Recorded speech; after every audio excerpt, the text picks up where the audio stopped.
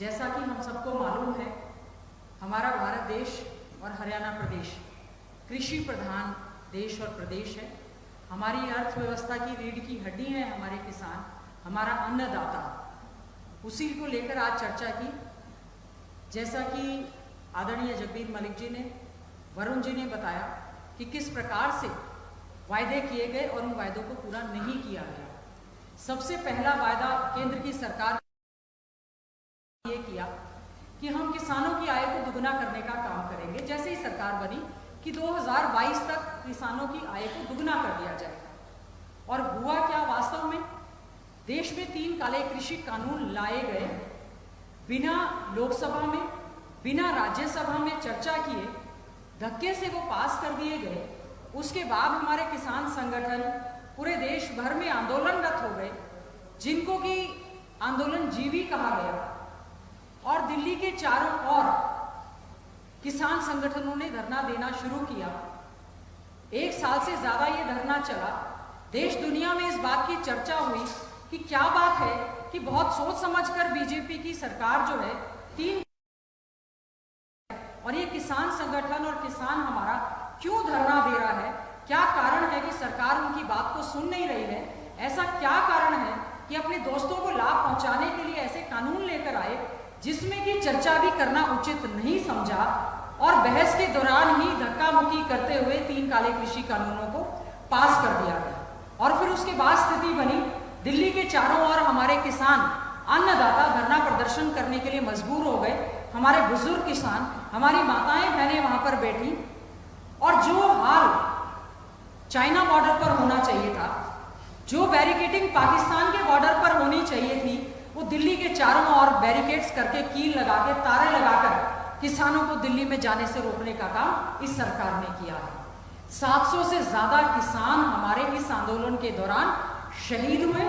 आदरणीय चौधरी भूपेंद्र सिंह हुड्डा जी ने विधानसभा में इस बात को उठाया। हम लोग एक निंदा प्रस्ताव लेकर आए, हम सरकार के खिलाफ भी प्रस्ताव लेकर आए। हमने कहा उनको शहीदी का दर्जा दिया जाए, लेकिन हमारे प्रदेश के कृषि मंत्री जेपी दलाल जी ने उनकी मौत पर भी खिल्ली उड़ाने का काम किया। और मुख्यमंत्री जी ने खड़े होकर कहा किसी हाल में भी ये कानून वापस नहीं होंगे। कहा तो जा रहा था कि किसान मंडी की फसल को चाहे किसी भी जिले में ले जाए, किसी भी राज्य में ले जाए, देश के किसी भी कोने में ले जाए, लेकिन एक मंडी से भी दूसरी मंडी तक भी उसकी खरीद जो है सही ढंग से नहीं हो पाई। जब ये आंदोलन हुआ और लोगों ने, भारतीय जनता पार्टी जेजेपी के लोगों को गांव में नहीं घुसने दिया, शहरों में घुसने नहीं दिया, इनको कार्यक्रम नहीं करने दिए, तब सरकार ने कानून वापस लेने की बजाय किसानों के ऊपर भी हमारा किसान अन्नदाता जहां पर धरना प्रदर्शन कर रहा था, चाहे टोल पर कर रहा था, चाहे दिल्ली कर रहा था, उनके ऊपर मुकदमे दर्ज करने का काम किया। तो आज इस प्रेस वार्ता के माध्यम से एक तो हम ये कहना चाहते हैं कि जैसा कि आदरणीय चौधरी भूपेंद्र सिंह हुड्डा जी ने विधानसभा में भी कहा कि हम इन किसानों को जिन्होंने शहादत दी है, 700 किसान और उनके परिवारों को, हमने सीएलपी की तरफ से भी कुछ मदद करने का प्रयास किया और आने वाले समय में इन किसानों को शहीदी का दर्जा भी देंगे और साथ साथ में परिवार को नौकरी देने की भी हम लोगों ने बात करने की काम की है। एक दिन देश के प्रधानमंत्री आते हैं क्योंकि चुनाव का समय था, कई राज्यों में चुनाव होने थे, राजनीतिक लाभ के लिए देश के प्रधानमंत्री आदरणीय नरेंद्र मोदी जी आते हैं और देश की जनता से क्षमा याचना करते हुए वापस लिए जाने की बात करते हैं। लेकिन उसके बाद भी क्या हुआ? चुनाव भी हो गए, सरकार बन गई या नहीं बनी, लेकिन किसान संगठनों के साथ ना कोई बातचीत हुई, ना ही उनका समाधान हुआ, ना ही मंडियों का विस्तारीकरण जो होना था वो हुआ। सभी को डर था कि मार्केटिंग बोर्ड को खत्म कर दिया जाएगा, सभी को डर था कि हमारी मंडियों को खत्म कर दिया जाएगा, सभी को ये डर था कि जो न्यूनतम समर्थन मिलने, एमएसपी जो मिलना चाहिए, वो सरकार ने जो वायदा किया था वो नहीं दिया। C2 फॉर्मूला प्लस 50% जो हमने कहा था कि केंद्र सरकार ने भी और राज्य सरकार ने कि आय दुगनी होगी, दुगनी करने की बात तो अलग है। हरियाणा में तो सरकार अगर कोई चला रहा है तो पोर्टल सरकार चल रही है। प्रधानमंत्री फसल बीमा योजना के हम सभी साथियों ने इस चीज का विरोध करके विधानसभा में इस मामले को उठाने का प्रयास किया कि आपने जो है निजी कंपनियों को, बीमा कंपनियों को लाभ देने के लिए इस तरह से प्रधानमंत्री फसल बीमा योजना आपने ये शुरू की है। और जिन लोगों ने प्रधानमंत्री फसल योजना के तहत अगर बीमा ले लिया और इस दौरान अगर उनकी फसल खराब हो गई, तो सरकार ने एक और पोर्टल चलाया हुआ है, रजिस्टर्ड किसान। जो किसान रजिस्टर्ड होगा केवल उसकी फसल खरीदी जाएगी। तो फिर क्यों ढिंडोरा पीट रहे थे कि कृषि कानून के तहत कोई भी किसान कितनी भी फसल बोए कहीं भी बेचे। तो रजिस्टर्ड किसान के साथ भी अन्याय हुआ, पोर्टल चले नहीं।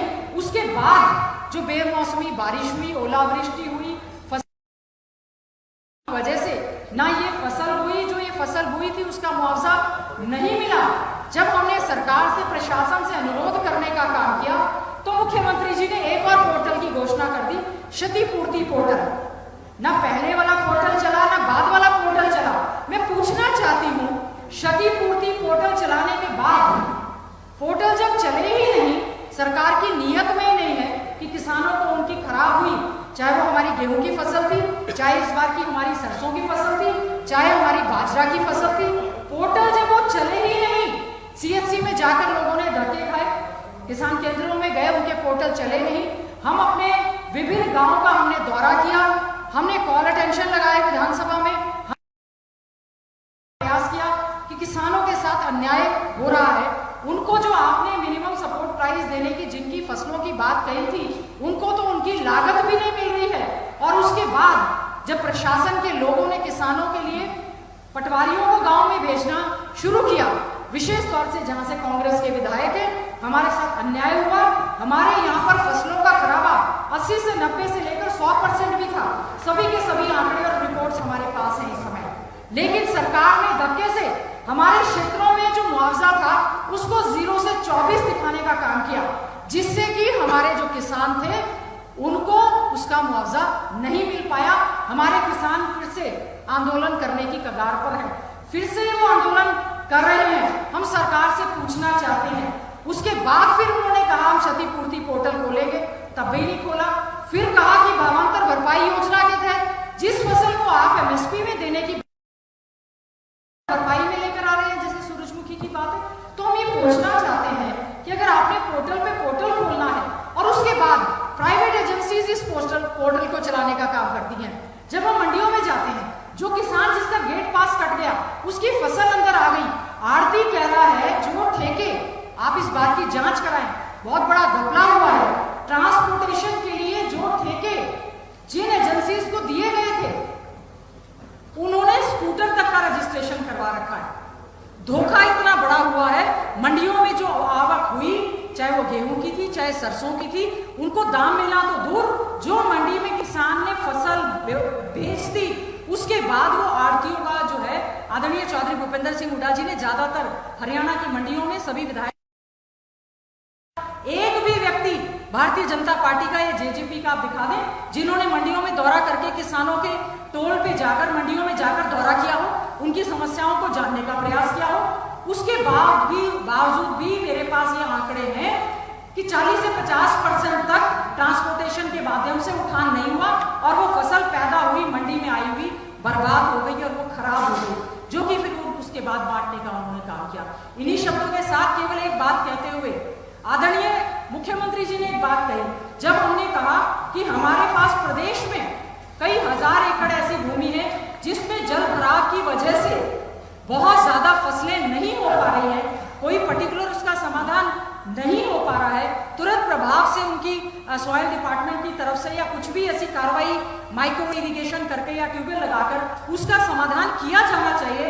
तो मुख्यमंत्री जी ने खड़े होकर ये जवाब दिया और मुख्यमंत्री जी के साथ खड़े होकर कहा कि जो कृषि योग्य भूमि हरियाणा में नहीं है उसके लिए भी हमने एक और पोर्टल बना दिया है। मैं पूछना चाहती हूँ आपने आदरणीय मीडिया के बंधुओं से, ये पोर्टल पे पोर्टल, पोर्टल पे पोर्टल, और जब ये नेट नहीं चल रहा है, पोर्टल नहीं चल रहा है, तो हमारा किसान अन्नदाता कहाँ जाएगा? आप इस बात की भी जांच करें कि पोर्टल में रजिस्ट्रेशन के बाद भी न फसलों के दाम मिल रहे हैं फसल पे, और सबसे बड़ी दुर्भाग्यपूर्ण स्थिति हमें तब देखने को मिलती है जिस समय हमारा किसान बीज लेने के लिए, खाद लेने के लिए, यूरिया लेने के लिए थानों में लगता है और पुलिस प्रशासन जो है उस व्यवस्था को बनाने के लिए लगती है। पहली बार इस सरकार में हुआ है कि हमारी बहन बेटियां बुजुर्ग जिनको घर में बैठना चाहिए था वो हमने स्वयं हमारे तोड़फोड़ लेकर यूरिया और खाद की किल्लत के लिए वो लोग जाती हुई नजर आई। और पहली बार प्रदेश में ऐसी दुर्दशा हुई है कि केस रजिस्टर हुए कि रेवाड़ी में, नूह में जो खाद के जो जिसमें ट्रैक्टर ट्रॉली थे या जो हमारे ट्रक थे वो लूट लिए गए, खाद की चोरी हुई, खाद की लूट हुई।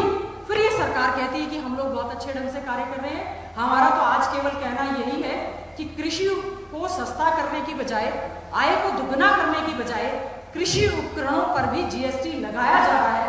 महंगाई की मार झेलता हुआ हमारा कृषि प्रधान प्रदेश और देश डीजल और पेट्रोल सस्ता करने की बजाय उनको जो है कट्टे में जितना गेहूं या बीज दाना तक नहीं मिल रहा है, जो फसल बर्बाद हुई है उसके लिए कौन दोषी है?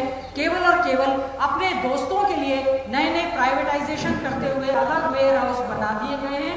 केवल इन्हीं शब्दों के साथ हम ये अनुरोध करना चाहते हैं मीडिया के माध्यम से कि कृषि कानूनों का आखिर क्या हुआ, क्या न्याय मिला, या आज भी हमारा अन्नदाता न्याय की मांग में जगह जगह पर धरना प्रदर्शन कर रहा है। बहुत बहुत धन्यवाद।